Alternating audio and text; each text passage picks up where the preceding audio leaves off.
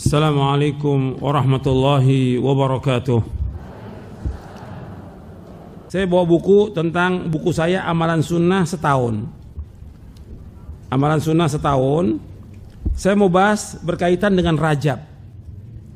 Karena hari lagi ini kita masuk bulan Rajab. Di buku saya di Amalan Sunnah Setahun di halaman 555 tentang bulan ke-7 bulan Rajab. Di sini disebutkan Rajab adalah satu dari bulan-bulan haram. Artinya tidak diperbolehkan berperang di bulan itu. Bulan yang memiliki keutamaan dan bulan diagungkan sejak zaman jahiliyah. Jadi Allah menyebutkan di dalam surah At-Taubah surah 9 ayat 36 ada 4 bulan yang haram. Jadi Allah menyebutkan Inna iddatash syuhuri 'indallahi 12 syahran fi kitabillah yauma khalaqas samawati wal arda minha arba'atun hurum. Sesungguhnya jumlah bulan menurut Allah itu 12 bulan. Sejak Allah menciptakan langit dan bumi ini ya 12 bulan. Di antaranya 4 bulan yang haram. 4 bulan yang haram itu yang pertama apa? Dzulqa'dah, yang kedua Dzulhijjah, yang ketiga Muharram, yang keempat Rajab. Yang pertama Dzulqa'dah, yang kedua Dzulhijjah, yang ketiga Muharram, yang keempat Rajab. Ini 4 bulan yang diharamkan. Artinya nggak boleh berperang di bulan itu. Nggak boleh. Makanya dihormati sejak zaman jahiliyah. Kalau sudah bulan Rajab nggak ada peperangan. Karena di sana dulu orang sering perang, tapi kalau udah bulan Rajab atau bulan-bulan yang haram nggak ada perang, nggak boleh. Atau orang jahiliyah pun menghormati itu. Kemudian bulan Rajab sama dengan bulan-bulan yang lainnya, nggak punya keutamaan, dan juga nggak ada riwayat-riwayat tentang dianjurkannya kita puasa atau amal tertentu, sholat, nggak ada sama sekali. Ibnu Qayyim Al-Jauziyah menyebutkan setiap hadis yang menyebutkan tentang puasa di bulan Rajab dan mengerjakan sholat di malamnya semua adalah dusta. Semua adalah dusta. Ini Ibnu Qayyim menyebutkan dalam kitabnya Al-Manul Munif fi Shahih wa Dha'if. Sering dilakukan di bulan Rajab itu oleh sebagian orang, dilaksanakan pada malam Jumat pertama di bulan Rajab. Tepatnya antara sholat maghrib dan isya, itu dilakukan oleh mereka. Didahului dengan puasa dulu pada hari Kamisnya. Mereka sholat 12 rakaat. Setiap rakaatnya mereka membaca surah Al-Fatihah sekali, surah Al-Qadar 3 kali, dan surah Al-Ikhlas sebanyak 12 kali. Ini nggak ada dalilnya nih, nggak ada dalilnya. Asalnya periwayatan ini diriwayatkan oleh Imam Ghazali dalam kitabnya Yalmuddin. Dan riwayat ini maudhu, palsu. Hadisnya apa? Maudhu, palsu. Orang sering menamakan tentang sholat rogoib. Namanya apa? Rogoib di bulan Rajab itu. Ini riwayatnya palsu, nggak boleh. Puasanya dibilang rogoib, begitu juga tentang sholatnya. Dan ini hadisnya dibawakan oleh Imam Ibnu Jauzi dalam kitabnya Al-Maudhu'at bahwa hadis ini maudhu, palsu. Mungkin nggak boleh kita amalkan tentang ini. Imam An-Nawawi menjelaskan salat yang dikenal dengan salat raghaib sebanyak 12 rakaat antara maghrib dan isya pada malam Jumat di awal bulan Rajab serta salat nisfu Sya'ban sebanyak 100 rakaat. 2 salat ini, artinya 2 salat raghaib dan nisfu Sya'ban, termasuk bid'ah, mungkar dan jelek. Jangan tertipu dengan disebutkannya kedua salat dalam kitab Qutul Qulub dan Ihya Ulumuddin. Dan jangan pula tertipu dengan disebutkannya hadis tentang 2 salat ini yang termaktub dalam kedua kitab tersebut. Sebab seluruhnya merupakan kebatilan.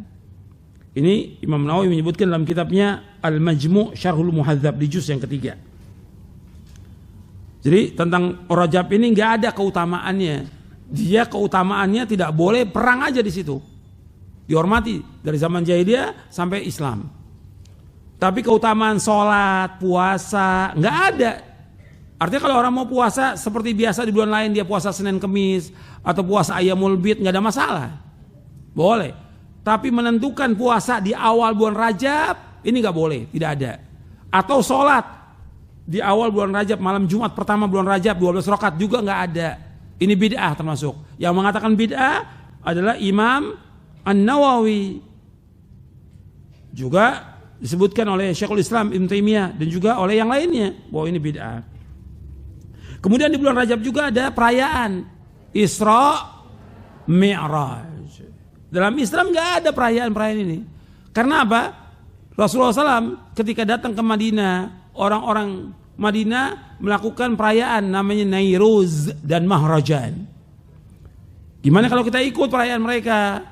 Kata Nabi, Innallaha abdalakum bihima khairan minhuma Idul Adha wa Idul Fitr.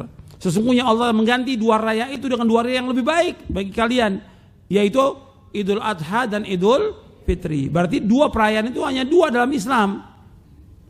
Idul Fitri dan Idul Adha, nggak ada lagi yang lain. Nggak ada perayaan awal tahun Hijriah, nggak ada perayaan Maulid, tidak ada perayaan Isra Mi'raj, tidak ada perayaan Nisfu Sya'ban, tidak ada perayaan juga Nuzul Quran. Nggak ada dalam Islam, tidak ada perayaan ini.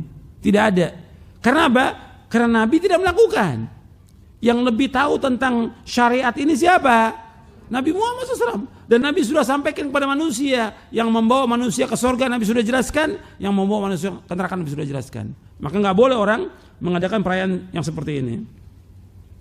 Makanya disebutkan bahwa oleh para ulama bahwa perayaan-perayaan ini termasuk perbuatan bid'ah.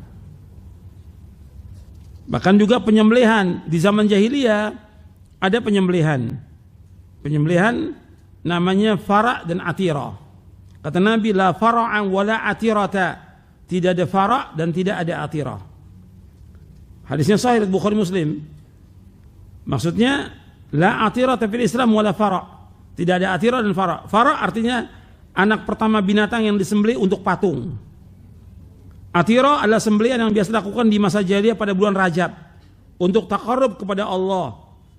Maksudnya takarrub, mendekatkan diri kepada patung-patung mereka.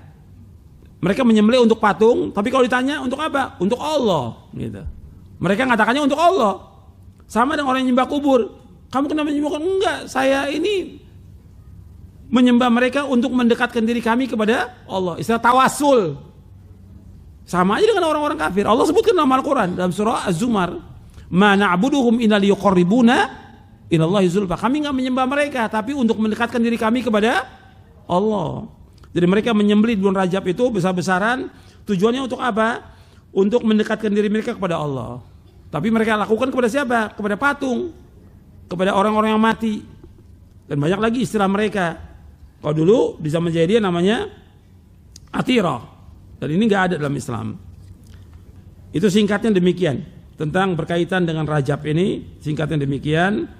Dan kita tidak ada puasa khusus, tidak ada juga zikir yang khusus, tidak ada bacaan yang khusus menanggapi bulan Rajab. Nggak ada juga penyembelihan di bulan Rajab, tidak ada. Kalau kita mau memberikan sedekah kepada fakir miskin boleh aja kapan waktu, tapi tidak mengkhususkan pada bulan Rajab. Ya, nanti bisa dilihat di buku Amalan Sunnah Setahun dari halaman 555 sampai halaman 561.